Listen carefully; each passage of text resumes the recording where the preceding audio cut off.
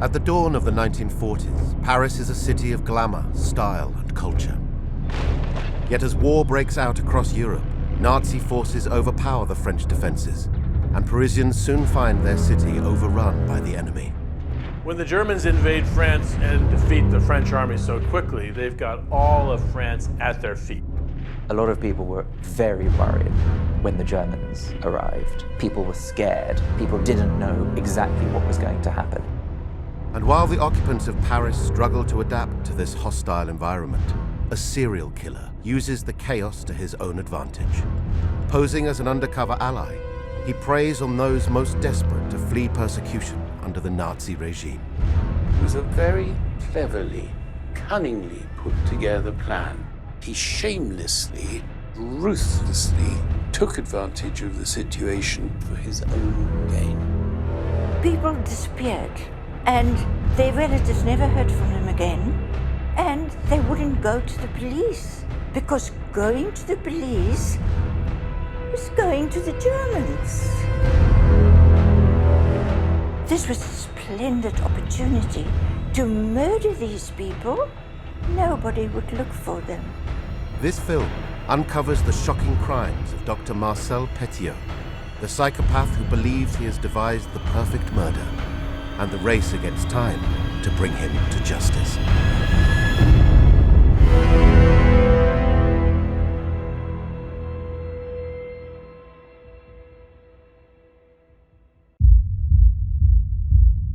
France, 1940. Only 20 years since it had been the central battleground of the First World War, the nation is under threat once again. Following Germany's invasion of Poland, Hitler's Nazi forces have stormed through Denmark, Norway, and Belgium, and now begin their offensive against France itself. And although the nation has bolstered its military and strengthened its defenses since the last conflict, the ferocity of the Nazis' assault on the country's northern border is relentless. It came as a huge surprise. Within 5 weeks, the French army was completely obliterated. France was in a state of panic and chaos. You had 10 million people fleeing from the north to the south. This was the largest number of people moving in one go since the Bible. There was no communication. You couldn't phone anybody, you couldn't send letters. So France was really, really on its knees. With whole towns and villages devastated by the onslaught, the nation's government quickly falls apart. And this chaos provides an opportunity for an aging icon of France's past, Marshal Philippe Pétain. The Prime Minister resigned and was replaced by Marcel Petiot, who was this huge war leader from the First World War, a total hero of France. And Pétain and the people around him were all in favor of an armistice with Germany. They wanted the fighting to end. The military elites, the leading generals in 1940, they're very much supporters of French right-wing politics. For people like Marshal Pétain, the great hero of World War I, who's going to step up as the new premier and then cut this deal with the Germans, they see this as being possibly a positive development. That the Germans are importing this very disciplined Nazi system, and France will adopt its own version of the Nazi system, join its place in what Hitler's calling the New Order, and then France will be rebuilt under German tutelage. And Pétain sees this as a positive thing. And although this feeling is not widely shared among the French people themselves, on June 22nd, Pétain and France's military leaders meet with Hitler and formally surrender. As the Nazi occupation begins, the nation is immediately divided in two, with the German military controlling the north of the country and a free zone established in the south, known as Vichy France, left under the command of Marshal Pétain. Here, he instantly falls into step with Hitler's master plan and establishes the French state, an authoritarian regime operating out of the small spa town of Vichy. The country's capital, Paris, however, is under the Nazis' command, and within days of the invasion, its landscape is radically transformed. The tricolour, the French national flag, was banned and replaced by the swastika. Paris was moved on to German time. You had Germans everywhere, German soldiers, but also auxiliary staff, particularly in the centre and particularly around tourist sites. You had black and white signposts to help the Germans find their way around Paris. The Germans were everywhere. It was utter humiliation to the French. The French are very proud people, and to suddenly have your country taken over and be powerless in your own land and have despots reveling in the joys of your city was absolutely horrifying to the French people.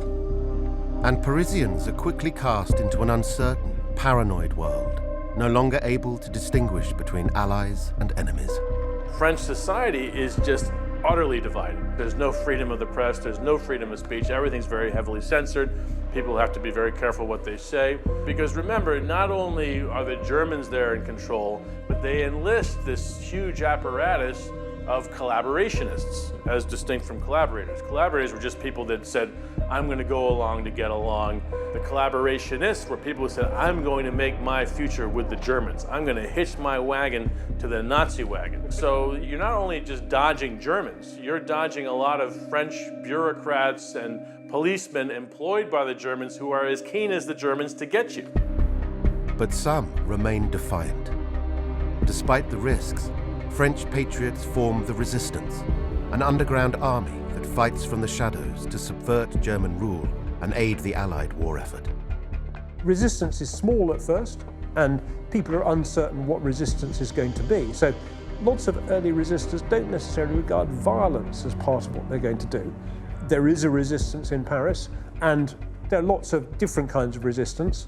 So you have a resistance revolving around intelligence, a resistance revolving around escape networks, a resistance revolving around provision of information and publication. Resistance was something few people gravitated towards early on, but of course, as the occupation went on, as people were able to see the kind of conditions that were affecting everyday life, more and more people decided to take a stand. As the resistance expands, the Nazis and the French state tighten their grip on the nation, imprisoning or executing anyone with links to this underground army. And while this further intensifies the climate of fear and distrust, in Paris, the hostile environment creates the perfect hunting ground for a ruthless serial killer. And his presence goes undetected by the authorities until 1944, when a shocking discovery is made at the home of Dr. Marcel Petiot. In early March 1944, dirty, foul-smelling, greasy smoke was coming out of the chimney of a house on the Rue Le Sueur in the 16th arrondissement in Paris. And it continued for a couple of days, and on March 11th, the weather conditions were such that the smoke was bottled into the street and was really annoying all of the neighbors. After 5 days, this one couple couldn't take the stink anymore. She was vomiting, they were ill, so he called the police.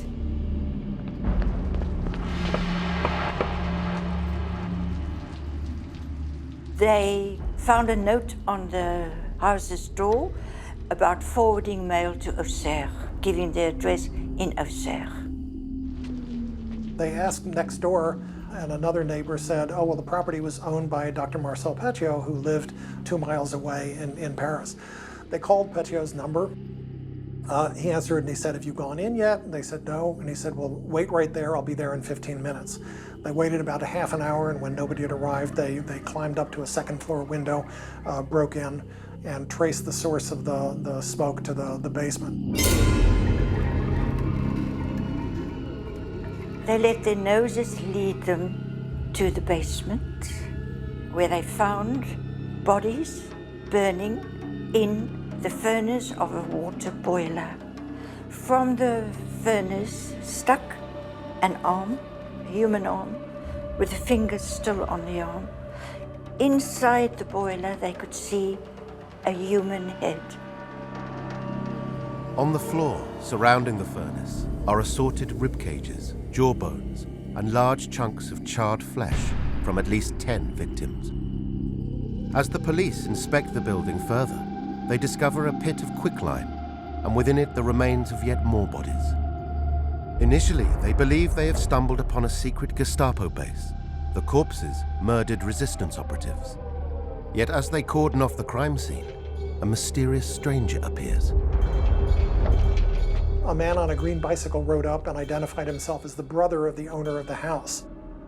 The police escorted him inside, took him down to the basement, and he said, "My God, my head might be at stake." And they weren't at all surprised by that. But he identified himself as a member of the resistance. He said, I'm sure that you've notified the German authorities of this discovery, and I have hundreds of resistance files back at my house that I have to destroy before the Germans can get their hands on it. There was a Gestapo office not far away, and the first thought that the police had was that these were dead Germans and collaborators, and that this mysterious person on the green bicycle was, in fact, a resistant. So they let him go. For these French police officers on duty that night, it probably would have made a lot of sense for them, given the situation in Paris at that time, to encourage him to abscond. Their loyalty lay with the French police. They didn't want to be dealing with the Germans. But as the police continue to search the house, they discover photos of the building's owner and realize that the mysterious stranger was in fact Dr. Marcel Petiot himself. As they prepare a warrant for his arrest, Commissaire Georges Massou arrives at the crime scene to lead the investigation. Commissaire Massou was a 37-year veteran of the police judiciaire. He had well over 3,000 arrests to his name. He was very prominent. He was one of the models for Georges Simenon's character, Inspector Maigret. He was a senior-most investigator and immediately took charge of the Petiot investigation. As Massou investigates the large urban mansion, he is struck by its state of total disrepair. Room after room is filled with discarded furniture, while ornate valuables and expensive artworks are left neglected, strewn about the floor. As he makes his way down to study the carnage in the basement, an officer arrives with a simple message from the Gestapo. Arrest Petiot, dangerous lunatic. But Massou considers this further evidence that the doctor may well be a member of the resistance, and he ignores the Germans' order. There was always a very, very uneasy relationship between the French police and the Gestapo. When the Germans invaded France, the French police had the option of leaving their posts, but they were fearful of doing that because the German military police would have taken over. So they wanted to still administer justice, and certainly there were still crimes that needed to be punished by the police, but they were always in the very awkward position that they might inadvertently arrest resistance or they might be accused of collaboration. So it was a very, very difficult thing. The French police did their best to subvert any of the investigations that they thought were involved in resistance operations, but they had to do so very cautiously.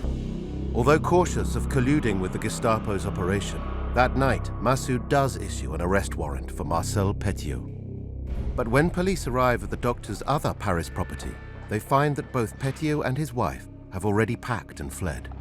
As a manhunt begins to find the pair, the human remains from the basement are taken to the police laboratory for analysis. Upon inspection, however, they offer very little in the way of evidence. With both the fingertips and faces expertly removed from the corpses, and with hundreds of bones to sift through, the forensic experts have their work cut out. There was a very well-known and flamboyant medical examiner, Dr. Albert Paul, who loved the press, and the press loved him because he made outrageous statements. He said that in the quicklime they had found 3 garbage cans full of small bones, but there was no way to determine how any of the people had died. They were too badly decomposed or consumed by the lime. One thing that did concern him was that the thighs of some of the legs had stab wounds in them, and they were very similar to some bodies that had been found floating in the Seine a year or so earlier, which also had stab wounds in the thighs. And the thing that particularly concerned Dr. Paul about that was, as a coroner, he said sometime when you're doing an autopsy, when you're picking up another instrument, you don't put your scalpel down, you use the thigh as a pincushion. Dr. Paul's discovery suggests that the killer had medical training, further indicating Dr. Petiot's involvement in the murders. And Massou immediately turns his attention to the bodies found in the River Seine between 1942 and 1943, suspecting that they may be victims of the same killer. He finds that the dissected limbs of 9 torsos had washed up on the shore, including those of an 8-year-old boy. As a full investigation begins in earnest, the papers across Paris and Auxerre report the macabre details of the Rue Le Sueur discovery and the manhunt for both Marcel Petiot and his wife, Georgette. For the citizens of occupied France, this horrific affair proves an engrossing distraction. People were intrigued. It was so gruesome. The press were able to sensationalize that. It raised a lot of questions. It raised questions about who did this? Was this really Petiot or was it somebody else? Why did he do this? I think the fact that he was a doctor was an important factor in that period. But the doctor has a very high status. Pillar of society, a man you can trust, and the very notion of a doctor is somebody who looks after us, who looks after people, cares for people, makes them well. And so this is a complete negation of what we traditionally think of as a doctor. And just as Massou's investigation has unearthed a link between Petiot and the River Seine bodies, a telegram from the Gestapo arrives that complicates matters. It reveals that the Nazis had arrested and interrogated Petiot a year earlier, suspecting him of being a prominent member of the French resistance. This again suggests that the doctor is an underground operative. Yet a witness soon emerges to paint a far more disturbing picture of Petiot's resistance activities.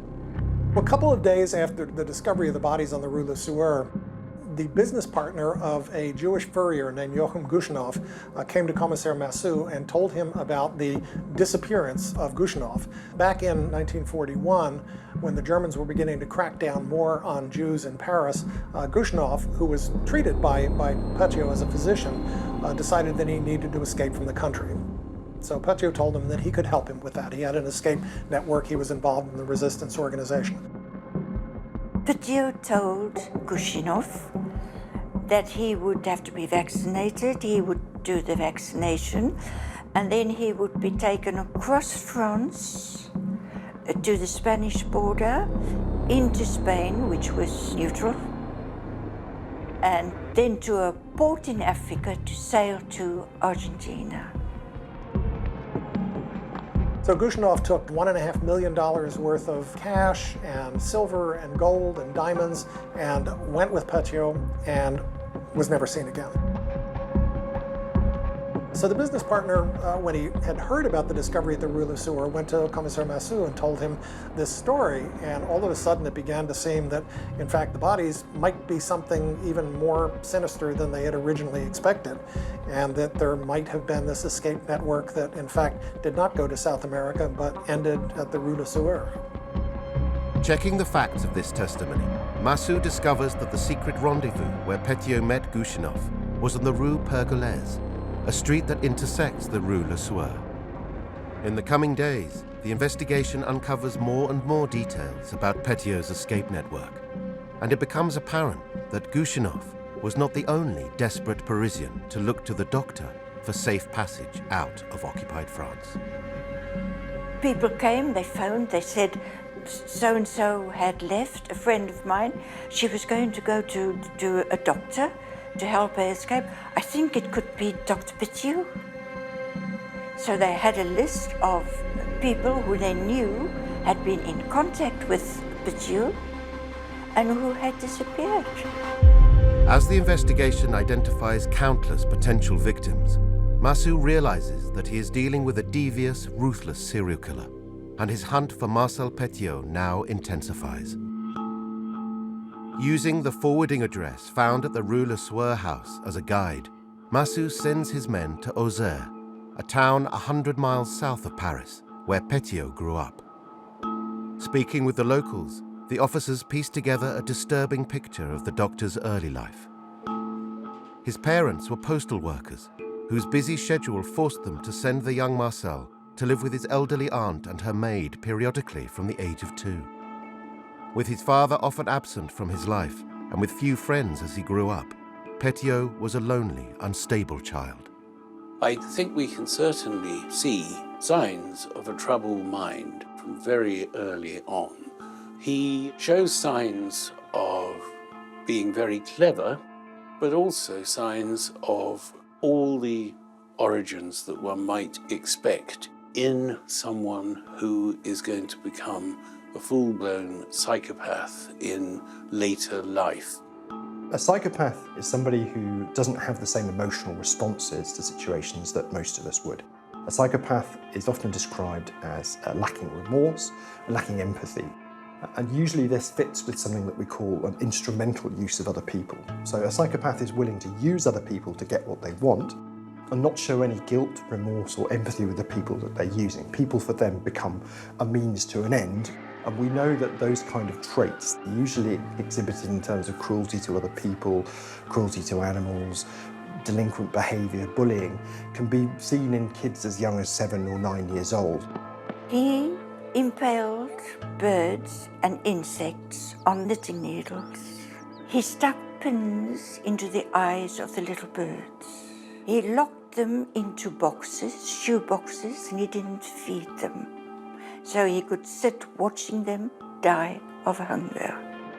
As he is enrolled into the school system, despite being a brilliant pupil, Petiot's behavior becomes increasingly disruptive and dangerous. He behaved very badly in class. One day he went into the classroom with a gun, which he had taken from his father, and he fired bullets into the ceiling. His father thought it was rather funny. And he told his father that he did so because he wanted to brighten up a dull lesson. Marcel Petiot is certainly a psychopath. He fulfills probably the majority of the criteria on the psychopathy checklist. When we think about why people become psychopaths, usually we think of it as an interaction between people's genetic heritage, the sort of the traits and the genotype that they've grown up with, and also the kind of environment that they exhibit those in. So I think in Petiot's case, he has quite an invalidating early environment. His parents palm him off with 2 local spinsters when he's quite young. He seems to struggle to engage with his father. However, I think because there's evidence of cruelty to animals from quite a young age, because of the bullying, the difficulties in school, I think it's probably fair to say that there's a mix of both genetic and environmental influences in the mix, that somebody else going through those same experiences that Petiot did wouldn't necessarily have developed into a psychopath in the same way and become what is, I think, by most modern definitions, quite a sort of a high-level psychopath in Petiot's case. But outside of his disciplinary record, Petiot is a highly gifted pupil, and he develops a genuine interest in medicine. Within a year of his graduation, the First World War erupts. With France its central battleground, he enlists in the hope of becoming a medic. His stay on the front line is short-lived, however. Transferred to a psychiatric unit following a nervous breakdown, here doctors decide that he should be kept under constant observation. Military psychiatrists examined him, and they found him insane. I have absolutely no confidence that that wasn't a full-blown act so that he could get back from the front and be nannied and nursed. Psychopaths can be so very, very convincing and know exactly what to say and do to obtain their objectives. For somebody like Petiot with quite psychopathic tendencies, this chance to see other people suffering and to understand a little bit about what suffering was, where it came from, and how to mimic it is really critical to our understanding of, I think, the rest of his development. Because psychopaths don't necessarily understand or appreciate or respond to human emotions in the same way. So what they do instead is something that we call pseudo-mentalizing. They think that they understand what emotions are and how other people experience them, and they learn to sort of do a kind of copycat of that. He was discharged as 40% mentally disabled, and he was put on a pension, and he received that disability pension until the day he died. This diagnosis doesn't put an end to Petiot's ambitions. Still determined to pursue a career in medicine, upon leaving the army, he takes advantage of a new government initiative and enrolls at the University of Paris to become a doctor. At the end of the First World War, there was a program in France to accelerate the medical education of former soldiers, where you could take 8 months of classes and do 2 years of an internship. And after the First World War, with all the people who had been killed, they really needed to replenish the supply of physicians. So this accelerated program tried to get new doctors helping patients as quickly as possible. It was never established that he really was a doctor, that he really had a medical diploma. He was intelligent. He had spent many years in mental asylums. He learned a lot about illnesses, about diagnosis. And that's what it was. He was not a doctor. In 1922, following his rapid graduation, the newly qualified Dr. Marcel Petiot travels to the small rural town of Villeneuve-sur-Yonne and establishes a medical practice. And apparently overcoming both his troubled childhood and his mental health issues, here he seems to turn a corner and emerges a new man. He was a charming person. He was devoted to his patients. He worked long hours. He treated poor people for free. He would stay open nights and open on Sundays if people couldn't come at any other time. He listened patiently to people. Some people said that they discovered after they left that they had spent more time talking about their lives with him listening attentively than they had spent talking about their complaints. His patients absolutely adored him. Of course, a psychopath would be drawn to that sort of profession simply because it gives him unique access to power. He was revered by many of his patients as the man who would go the extra mile, the man who would open surgeries on Saturdays and Sundays and all that.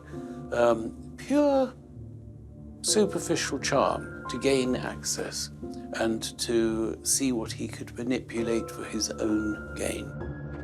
And his popularity enables Petiot to quickly become a prominent figure in the local community. Ambitious, intelligent, and committed, the young doctor is the talk of the town, and in 1926, he falls in love for the first time with a mysterious woman of far lower social standing. Her name was Louise, but the townspeople called her Louisette. One evening, he went to have dinner. Louise was the maid. She was 26. She didn't have a boyfriend. Nobody knew where she came from. Very soon, she was his lover. She went to live with him. But a doctor could not have a mistress who was a domestic. So they pretended she was his maid. All the people knew that she was not his maid. Yet this relationship soon exposes Marcel Petiot's darkest instincts. Within months of moving in with him, Louisette confesses to her friends that she is pregnant. And then, overnight, she vanishes without a trace. Petiot complains that his young lover has walked out on him. But days later, a discovery in the Yonne River suggests a far more disturbing version of events. One Sunday, a bad smell rose from the river. The townspeople went to see what it was, and they found a trunk caught in bushes beside the river. And they opened it and they looked inside, and they found the headless body of a young woman. People immediately said it was Louisette. It's important to understand what this act means. Again, if we understand that Petiot is a psychopath, psychopaths' relationships with other people are characterized by what we call multiple marital type relationships. So these are relationships where the psychopath will go into a relationship, they will probably seek to get what they can out of it. That could be sex, it could be money, it could be some sort of sense of intimacy. And I think in Petiot's case, intimacy has been something that he's been largely denied. But then a point will come where something becomes stuck. And I think in this case, Louisette becomes pregnant. Petiot is unable to reconcile this with his visions for himself. Perhaps he doesn't want to be a father, perhaps he just panics, realizes he needs to get out of the relationship, and I think calculates that the best way to do that is simply to kill Louisette Delaveau. Despite some locals raising concerns over Petiot's role in the murder, due to its mutilated state, the body in the river cannot be identified, and the case runs cold. The doctor, meanwhile, has ambitious designs on an even more prominent role within the town, and only weeks after the discovery of the corpse, begins a campaign to become mayor of Villeneuve-sur-Yonne. His election was a little bit funny. It occurred soon after the disappearance of Louisette Delaveau, and one dramatic moment was he dragged himself painfully up to the stage and said, "I must confess that I am guilty of a very serious crime." And everybody gasped. And after a dramatic pause, he said, "I stand accused of loving the people too much." He was elected with a landslide of 80%. He promised the people he would reform the town, because after the Great War, France was almost destroyed. He said he will rebuild the town. And the people loved that.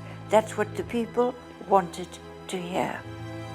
Having now risen to the very top of the local community, in 1927, Petiot meets a new partner, Georgette, the daughter of a wealthy and influential landowner, and the couple marry soon after. Yet in his new role as mayor, Petiot quickly begins to abuse his power, and over time, his kindly reputation unravels. There were still people in the town who supported him, who still thought he was wonderful, but not from the people who worked with him. He was dictatorial, and they suspected that he was stealing from the coffers. They called in an auditor. The auditor found that he had signed contracts with contractors who nobody had ever heard of. He paid a huge amount of the town hall's money over to them for work which had never been done, for equipment the town hall had never received. In 1930, however, a far more serious crime is discovered on a cold winter evening when firemen are called to the local dairy. Smoke was pouring from the dairy complex. They found the dairy owner's house was on fire. On the kitchen floor lay the dairy owner's wife.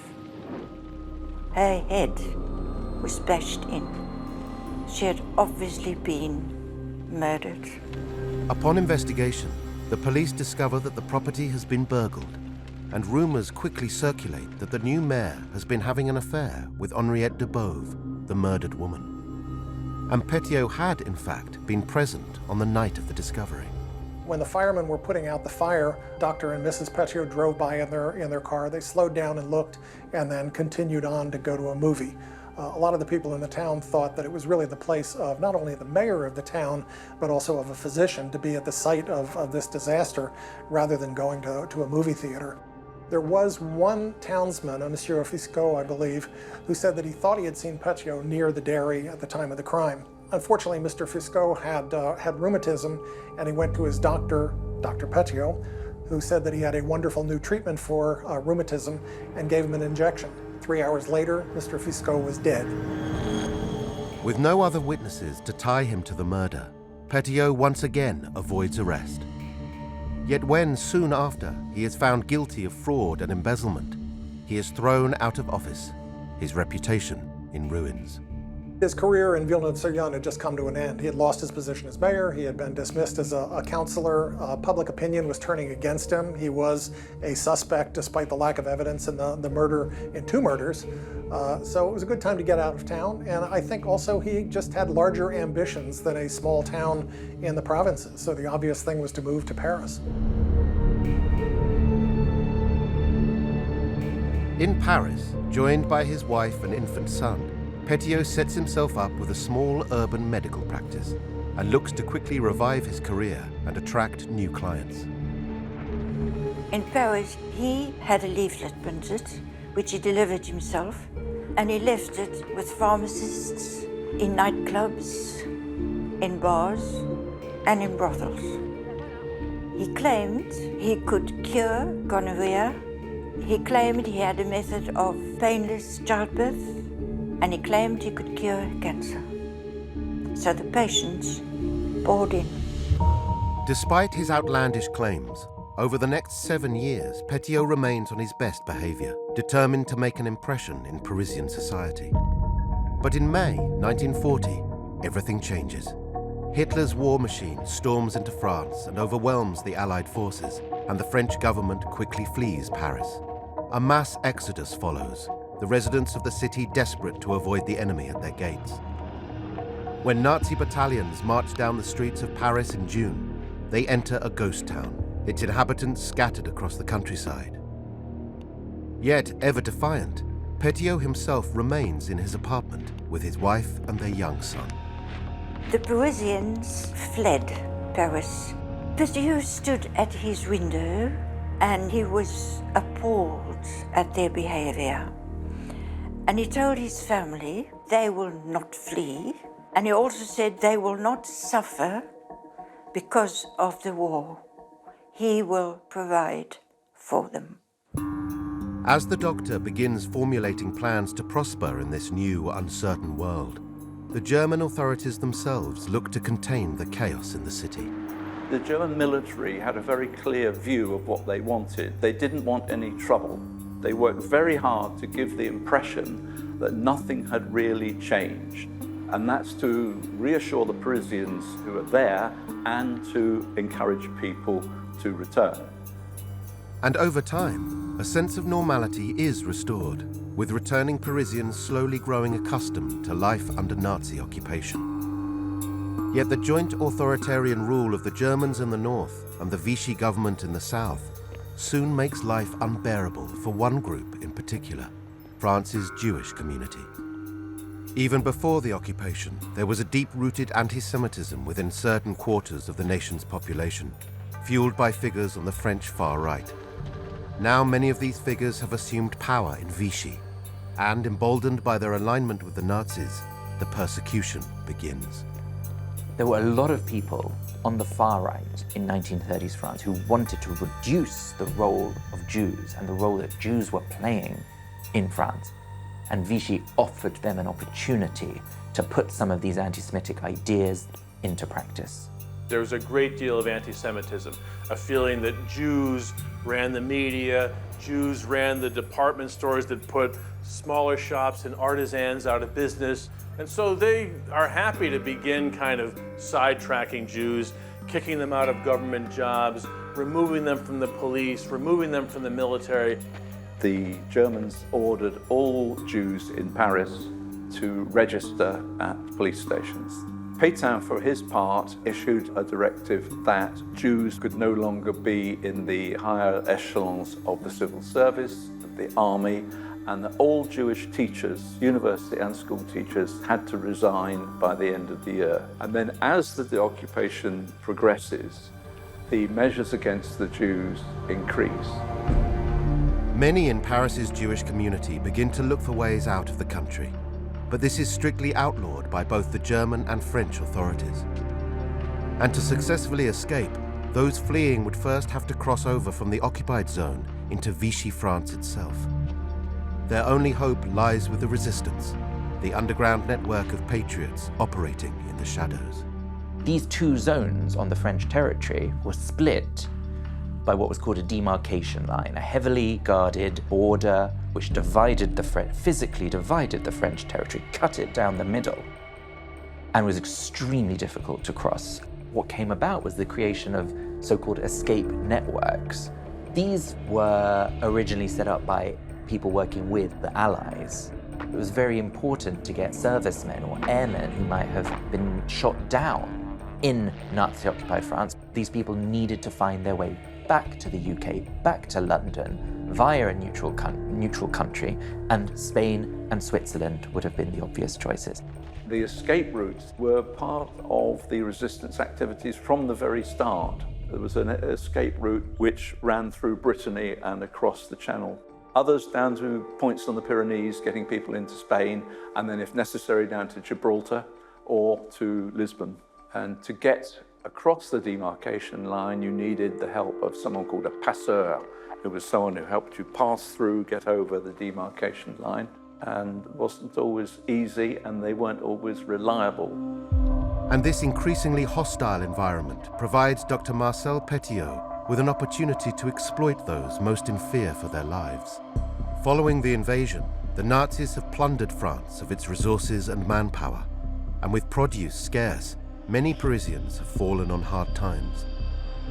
Yet since the start of the occupation, the Doctor has thrived, enhancing his earnings by offering illegal abortions and selling narcotics to drug addicts. Enriched by these criminal activities, he is soon able to buy an enormous second home at 21 Rue Le Sueur, and this property offers him the chance to devise a more brutal, cold-blooded scheme. In late 1941, he visits local barber Raoul Fourier, a man with connections in the Parisian underworld. Here, Petiot concocts an elaborate story and puts his new plan into action. Petiot told Fourier that he's a resistance. He is the head of a resistance cell named Psychotic. And Psychotic had an escape network. So if they knew of anybody who wanted to flee from France and the Nazis, especially Jews, Psychotic could help them. He said his undercover name was Dr. Eugène. Taken in by this tall tale, Fourier doesn't notice Petiot's simple methods in concocting the story. Flytox is the name of a popular insecticide, and Eugène a French brand of hair product, both of which sit directly in the doctor's eyeline on the shelves of the barbershop itself. Instead, Fourier is fascinated by the deal Petiot is offering.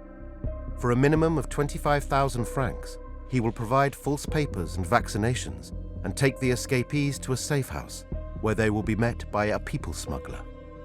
This individual will then take them into Spain, and from here they will travel to Sanctuary in Argentina. He also told Fourier that the potential escapees should bring their most valuable possessions along. Watches, jewelry, cash, gold bullion. Petiot offers Fourier a share of Flytox's fee if he can spread the word and help identify potential escapees. Fourier agrees and enlists his friend Edmond Pantard, a stage actor with similarly shady underworld connections, to aid in the search for customers. Within weeks, the pair provide Petiot with his first set of exiles, a gang of French criminals who have fallen foul of the Nazis. These include thief and pimp Joe le Boxeur, his mistress Claudia Chamoux, prostitute Josephine Grippet, and hardened criminal Adrien Le Basque. Between the end of 1941 and the beginning of 1942, 8 of this criminal gang are met by Petiot and taken to his house on the Rue Le Sueur. Here they receive their vaccinations, and afterwards, none of them are ever seen alive again. It was possible for him to really invite his victims to package themselves perfectly as victims. You had people who were desperate to escape. You asked them to take everything they owned and convert it into gold, jewels, and liquid cash, to bring few possessions because you're going to be traveling light. Not tell anybody where you're going. Don't bring any identification papers. Remove all the marking from your clothes. They made themselves into perfect, untraceable victims for him. In an occupied city in which the Nazis were already imprisoning and executing Jews, criminals, and partisans, those apparently departing to Argentina through Petiot are never reported missing. Through his elaborate scheme, the doctor believes he has devised the perfect crime, one that will be endlessly repeatable. He's a very successful, charismatic con man, and he convinces a lot of people. And he tells people what they want to hear, which is always what a good con man will do. He'll find out what you want to hear and then tell you. And they're not just anybody that he's fooling. I mean, some of the people who he's fooling were tough gangsters. Joe the Boxer, Adrien the Basque. And if you're fooling people like that, that's pretty skillful. One of the things that people maybe misunderstand a bit about psychopaths is how easily grifting comes to them, how easily they can find scams that people will be taken in by. If you really don't care, in your heart of hearts, what other people think of you, if you don't care about the possibility of being caught out for lying or being found out for saying something that you're not, then what's the incentive for you to tell the truth at any point to anyone? So psychopaths are excellent grifters because their stories can seem very, very complete, well fleshed out. The scam in Petiot's case, there's need for what he's providing. He's identified the victims very carefully. He's identified a cover. He's got accomplices who can help provide the victims to him. People who come to a psychopathic doctor seeking something that only he can provide, and they're desperate and emotional and grateful, that probably marks them out as quite weak in his eyes, and therefore makes it easy for him to justify disposing of them in such a sort of callous and horrific way. And just as Petiot's murder network is set in motion, the Nazis' own war crimes intensify on a far larger scale. At the Wannsee Conference in January 1942, the final solution is formally announced: a program to systematically exterminate Europe's Jewish population. As the Germans begin the construction of death camps in the east, they look to the Vichy government for help in deporting Jews out of France. On the condition that their power in the southern zone remains absolute, Pétain's government agrees to arrest and detain foreign Jews, transfer them to a Paris concentration camp, Drancy, and then send them to their deaths in Auschwitz. The first major roundup takes place in Paris on June 16, 1942, in which thousands of Jews are detained at the Winter Velodrome. These men, women, and children are captured not by Nazi soldiers, but by the French police.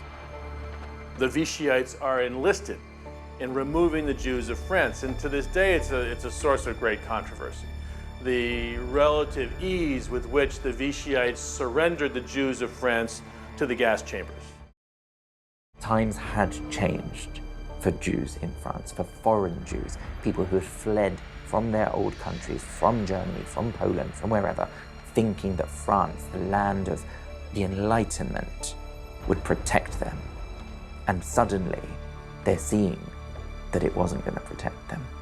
13,152 Jewish people were taken in one fell swoop. So it didn't take long, therefore, given how many thousands of policemen were in Paris on the 16th of July, knocking on doors.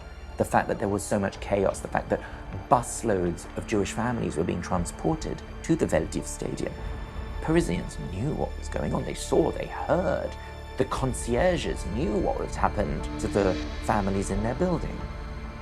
Any Jew who hadn't been taken at that point was terrified that they would be next. And this leads many Jews with the necessary contacts and financial means to frantically attempt to evacuate Paris. And one family who do have the money to flee are the Knellers, a German couple with a young son. Kurt and Margaret Kneller were German Jews who had left Germany in 1933 when Hitler came to power. On the first day of the roundup at the Velodrome d'Hiver, the Gestapo came to the Knellers' apartment. Fortunately, they weren't at home at the time. Unfortunately, they decided to escape using Dr. Petiot's escape network. The Knellers were German Jews, Kurt, Greta, and little René. On that day of the roundup, they went to a friend who was not Jewish. They went to hide with her. They then told her that a very kind doctor, a saint of a man, is going to help them to escape France. They were never seen again. However, a couple of weeks later, parts of bodies were found floating in the Seine, which included a man's head, parts of a woman's body, and the vertically sectioned body of an 8-year-old boy. The Knellers' bodies are the first of 9 dissected cadavers the police discover in the River Seine over the coming months. Throughout 1942, more and more desperate Jews come to the doctor for help through his unwitting accomplices, the barber Raoul Fourier and the actor Edmund Pantar. And they all meet a similar end. These include Lena Wolf, her husband Maurice and sister-in-law Rachel, Dr. Paul Braunberger, and Gilbert Basch and 5 members of his extended family. As Petiot murders, dissects and dispatches victim after victim, the press will later claim that this killing spree is motivated by a vicious bloodlust. For the doctor, however, these horrific murders are simply a means to an end. There is a common misconception that psychopaths are necessarily sadists as well, but it's not the case at all. However, there does, I think with anyone who commits violent acts, that there always has to be something driving that. It could be survival, it could be sadism, it could be a paraphilia, for example. And I think it's actually quite hard for us to conceive of somebody who simply kills because it's an efficient way of getting money or because it's carrying out the end of a scam. And I think Petiot then becomes a sort of slightly odd character because the killings are very, very efficient. They're painless, they uses cyanide, which I think is probably one of the more expensive and potent ways of killing people at that point. He knows how he's going to dispose of the bodies. It's funny, it has sort of echoes of Nazi Germany in the way in which this sort of very psychopathic organisation simply destroys human life in order to advance a particular ideal. Petiot has maybe a sort of slightly earthier human drive that he seems to want money, although it's not clear what he ever does with that. So I don't think there's any evidence that Petiot was a sadist at all. In fact, the clinical nature of his killing is quite striking and maybe one of the more disturbing aspects of the case, actually. But in April 1943, just as Petiot is lining up more victims to invite to his slaughterhouse, convinced that his scheme is undetectable, the escape network is discovered by the authorities. Yet not by the French police officers investigating the body parts washing up on the banks of the Seine, but by the Gestapo. And the Nazis are not hunting a murderer, but instead take Petiot's cover story at face value. An informant told the Germans that there was an escape organization out of a barbershop, and there was a mysterious doctor who they hadn't been able to identify who was really responsible for it. So the Gestapo went to the barbershop, they arrested Fourier and Pantard. They tortured these two. They very quickly gave Dr. Eugene's real name, his address, and even his telephone number. And like that, the murder network is shut down. Petiot is dragged into Frayne prison and subjected to a brutal interrogation by Gestapo commissaire Robert Jodtkum. Yet rather than come clean and explain his criminal scheme, in which he had been murdering the same people the Nazis themselves were hunting, the doctor sticks to his cover story and suffers for months at the hands of his captors. They tortured him for 8 months. They beat him, they filed his teeth, they compressed his head in iron bands, trying to find out more about the escape network. Genuine resistants who were in prison with him said that he was the bravest person they had ever seen, that he taunted the Germans, he ridiculed them, he laughed at them. They were in awe of his courage and dedication, and they believed that he was genuinely a resistant and fearless. It's interesting why, when he's captured by the Gestapo, that Petiot holds to the line that he's a resistance fighter, and that he has a network that he's pursuing. Even when doing so, would likely have saved him from torture by the Gestapo. You know, he's risking quite a severe end if the Gestapo think that he is really a resistance fighter. But I think the Gestapo take the wrong angle here, not that they would necessarily have known that by torturing him, because you can't really punish a psychopath for their behaviour. It doesn't really work like that. So torturing isn't going to encourage Petiot to do anything different, because psychopaths don't respond to punishment. It's not something that they really have the capacity to do in their brains. Despite his refusal to cooperate, in January 1944, the Gestapo surprisingly releases Marcel Petiot, planning to monitor the doctor further on the outside. Yet fearful that his actual crimes will be discovered by the Germans, and with decomposing bodies still littering the floor of his Rue Le Sueur basement, Petiot returns to dispose of the evidence. He calls his brother, Maurice, in Auxerre, and has him deliver 400 kilos of quicklime, then fires up his furnace and begins incinerating the remains. Yet rather than oversee the entire process, he leaves the property, the flesh still burning in the basement. He let the furnace burn. Why? Why did he do that? He seemed to have planned everything else so well. Why was he so stupid doing that? It really feels like, and this is actually quite typical of a psychopath, he sort of lost interest in that part of it. He's left with these corpses. What does he do with them? So he creates this sort of quasi-industrial place where he can burn them and then dissolve the bodies in quicklime as quickly as possible. But it sounds like it's messier and less straightforward than he bargained for. And I think this is sort of the roots of his eventual capture, because he can't stop the filthy smoke coming out. He can't stop the smells of decomposition. So eventually, the suspicions are raised and he's found out. On March the 11th, 1944, the police are called to 21 Rue Le Sueur, and the fateful discovery is made. With Petiot and his wife nowhere to be found, Commissaire Georges Massou's manhunt gets underway. The note left on the door of the property leads them directly to the house of the doctor's brother, Maurice, in Auxerre, and within 3 days they track him down and arrest him. They also discover Petiot's wife, Georgette, at the Auxerre train station, and she too is brought in for questioning. But the doctor himself proves more elusive, and the police's search is soon disrupted as the Second World War enters a decisive new stage. On June 6th, D-Day occurs, when the Allies invade the beaches of Normandy, and France is transformed into a battleground once again. And with the tables now turning, the resistance suddenly gains an influx of volunteers looking to join their ranks. There's lots of reasons why people after D-Day decided to join the resistance. Some people just felt a sudden urge to want to do something, not anything, to kind of release themselves. But at the same time, some people really thought, I have not had a very good record for the last 4 years. Some of my actions have actually been quite shady. I better join the resistance now so that there's a good place for me in the new France. Once Vichy and the occupation ends, my resistance record is going to protect me. And although the motivations of these new recruits may be ambiguous, as the Allies fight their way across France, within rural towns and in cities countrywide, this expanded resistance joins the campaign.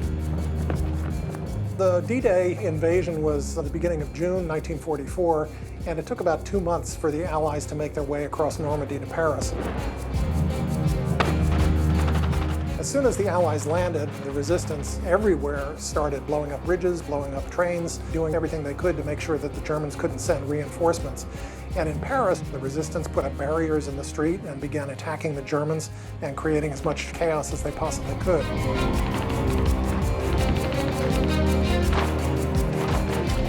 The liberation of Paris is accomplished by the Americans, British, and Canadians advancing from the Normandy beaches. The French resistance, though, is important in securing the city from within. The existence of large and growing numbers of resistors, who now are emboldened to become resistors by the turning of the tide, leads to the rapid pacification of Paris and its preservation as one of the jewels of civilization.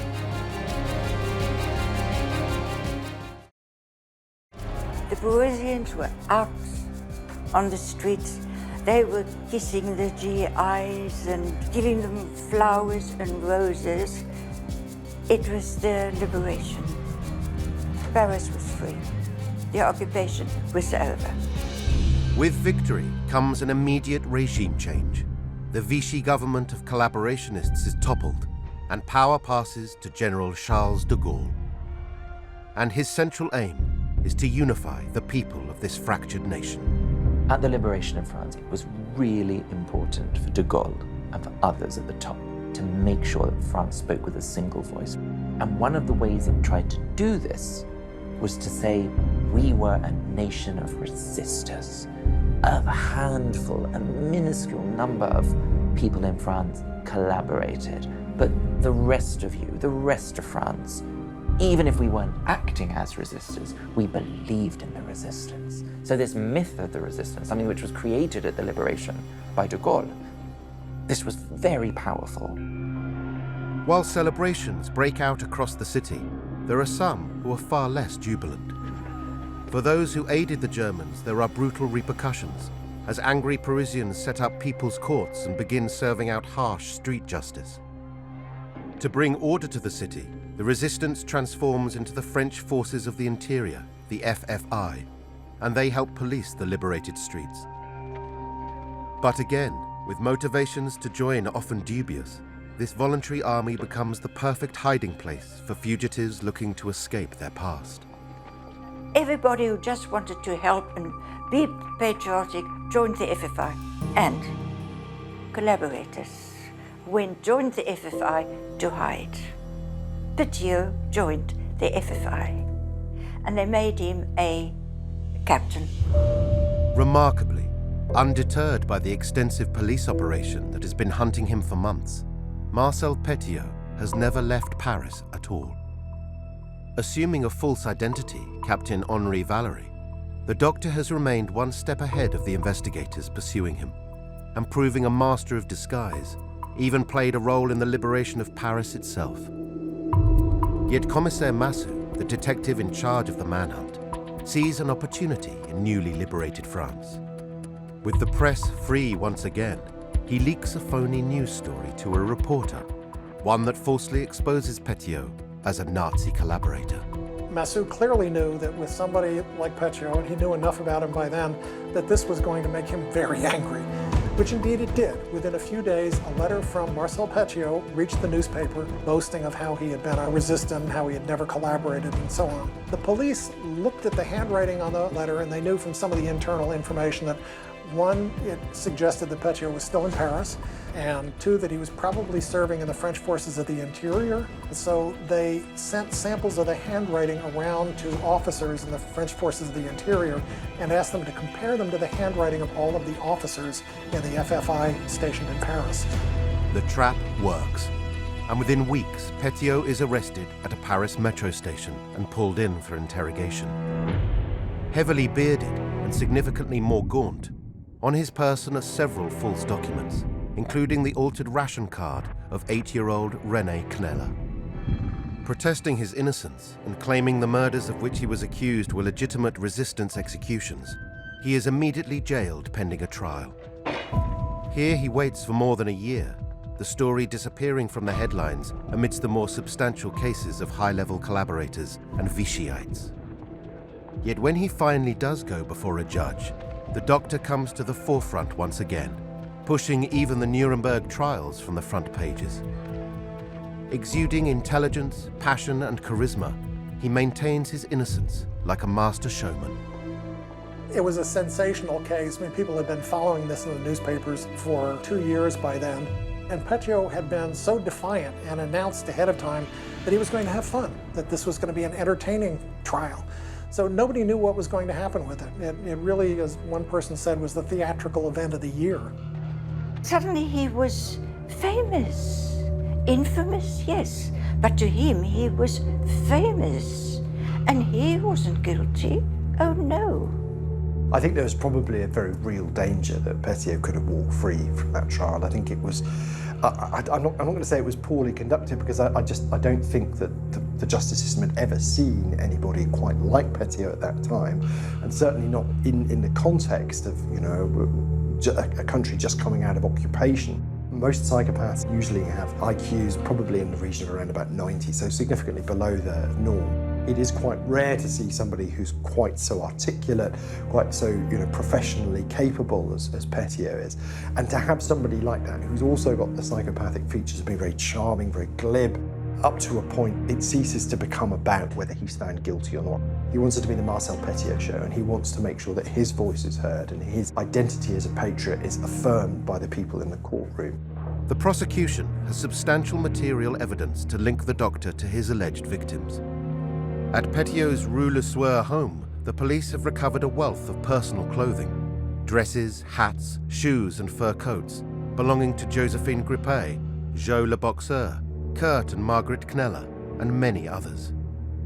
Interrogation of the doctor's brother, Maurice Petiot, has also led to the discovery of 49 suitcases in a large attic in Auxerre, all of which are sat piled high in the courtroom as evidence of this murder network.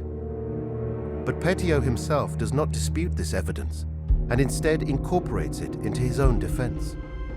Outside of the courtroom, although Petiot is back on the front pages, the French public is no longer so certain of his guilt. The backstory puts him on the map. People have now got, oh, let's have a look at him. What does he look like? People are looking for an answer, and they get an answer, but it's an answer that is full of ambiguities. It isn't like Petiot's on trial and then they decide he's insane and not fit to stand trial. No, we have a man who's standing up and putting forward a very elaborate story to defend himself. Petiot was accused of 27 murders. He claimed that he had killed 63 people, but he said his were all justifiable homicides. For people like Gushinov, he said, I got him out of France. He's in South America. South America's a big place. Go find him. For Joe the Boxer and the pimps and collaborators, he said, yes, I killed him and I'm very proud of it. I should get a medal rather than being prosecuted. Why are you persecuting me this way? The ambiguity of Petiot's defense, there is an echo with the ambiguity of the moment, if you like. There are going to be people in any situation where there's a change of regime, particularly where the regime is being replaced, is one that's involved collaboration with a foreign power. There's going to be a moment when people will say, actually, I'm going to pretend I was something else. I'm going to pretend I did things I didn't do, and I'm going to deny I did things that other people say I did do. Now, you're going to have that on a mass scale. People are going to tell themselves stories about what they did or didn't do. You have people who say they were in the resistance. Where's the evidence? In order to try and adapt to the new society. And Petiot is living that out publicly in a very extreme form, I think. And Petiot latches on to these ambiguities to his own advantage, knowing that his claims of being a persecuted resistance hero will play well to his audience. A psychopath is particularly well poised to exploit those kind of things because of a trait that we call pathological lying. A pathological liar doesn't have really a sort of grand truth to what they're saying. There isn't really, I think in Petiot's mind, a grand truth about whether or not he is a resistance fighter, whether or not he has been gassing the Gestapo collaborators, whether or not he is doing this for financial gains or not. It's all very murky, and because of that, he can simply emphasise the parts of which he wants to believe at any given time to any given responder, which means that you can't really catch a pathological liar out of a lie because they can always find another way around it. It simply is left to the beholder to try and find a point, which I think in Petiot's trial they do find, where simply the lie just isn't convincing anymore because the weight of evidence goes against it. No matter how engrossing his performance, nor how inconclusive the case against him, as the trial draws to a close, the jury swiftly delivers a verdict of guilty. While his wife, brother, and unwitting accomplices Fourier and Pintard are exonerated, Petiot is sentenced to death, still maintaining that he was acting only on orders as a genuine member of the resistance. On May 25, 1946, he is brought into the courtyard of Santé prison and awaits his execution. As he stands beside the guillotine, he addresses the witnesses and tells them, "Look away, this won't be pretty." After the blade comes down, a court official looks at his severed head and later reports that Petiot was smiling. You only have to see right at the last, when he's facing the guillotine, and good riddance too, I might add, even that's a smiling affair. Turn away, this won't be pretty. It's psychopathic. With the war now over, and with the treacherous masterminds of the Vichy regime brought to justice, the years of occupation become an era many survivors choose to forget. And the unbelievable case of Dr. Marcel Petiot is also confined to that same dark chapter in France's history. One of the nation's most prolific and cold-hearted serial killers, who may never have become so infamous were it not for the war itself. In a time of sort of tragedy and death, this was almost a footnote of tragedy and death, which is the funny thing. I think Petiot will probably remain a unique case because it just required such a precise set of circumstances for somebody who was quite psychopathic, yes, but also quite prone to violence and had this very callous attitude to his fellow men and women that they were simply chaff under the wheels for him to advance his career and his financial standings. And I don't think that if that was to happen today, there would be anything like the space for him to get away with that for so long. It is totally grotesque what he did. He shamelessly, ruthlessly took advantage of the situation for his own gain. And it is marvelous that finally justice came to him. Would he have become a serial killer if the war had never happened? I don't think so. The war gave him a fantastic opportunity to enrich himself, and to enrich himself, he had to kill. He enjoyed showing that he was better than everyone else. I mean, he could make other people believe anything. He could make people love him and adore him and respect him. He could take their things, he could take their lives. Everybody else was at his disposal. He was the one who was in supreme control of everything. My question is, why wasn't he resistant? I mean, he was brave, he was intelligent, he was absolutely courageous and defiant of the Germans when they had him in a prison. If he had wanted money, Germans and collaborators probably had more money than some of the poor refugees that he in fact killed. If he just liked killing people, there were plenty of Germans and collaborators to kill. He would have genuinely been admired by people, so why did he not do that? And the only explanation that I can come up with is that he only would have been fooling half the people. Whereas this way, he was fooling everybody.